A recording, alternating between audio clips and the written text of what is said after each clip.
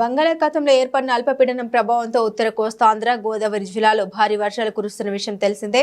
దీంతో లోతట్టు ప్రాంతాలు జలమయమై రోడ్డు రవాణాకు అంతరాయం కలుగుతోంది.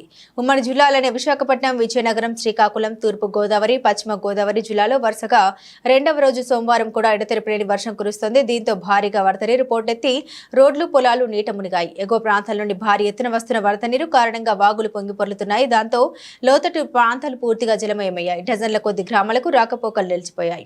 ఈ నేపథ్యంలో మరింతగా వర్షాలు కురిసే అవకాశం ఉందని పలు జిల్లాలకు పోర్టు మెటియోలాజికల్ కార్యాలయం రెడ్ అలర్ట్ జారీ చేసింది.